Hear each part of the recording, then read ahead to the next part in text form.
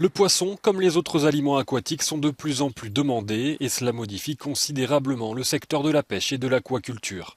La population mondiale augmente, la consommation aussi.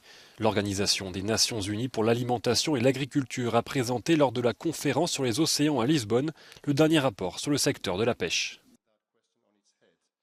Les plus gros stocks de poissons sont mieux gérés et ont amélioré leur durabilité de manière très évidente au cours de la dernière décennie, tandis que les plus petits stocks dans les endroits plus isolés, peut-être sans système de gestion en place, se détériorent.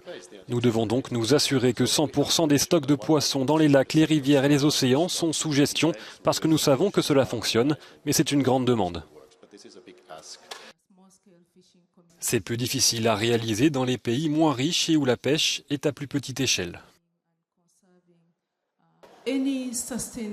Tout programme de durabilité doit prendre en considération et doit placer les communautés de pêcheurs à petite échelle ou au centre de la conservation.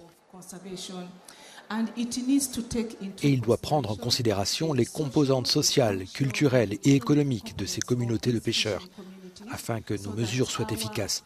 Mais nous pouvons aussi partager les bénéfices du maintien de ces ressources de manière équitable.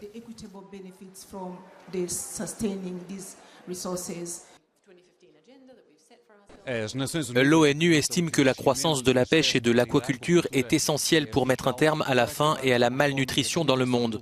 Mais une réglementation et une transformation plus importantes sont nécessaires dans le secteur afin que les ressources ne s'épuisent pas dans les océans. Sérgio Ferreira de Almeida, Euronews em Lisboa, Portugal.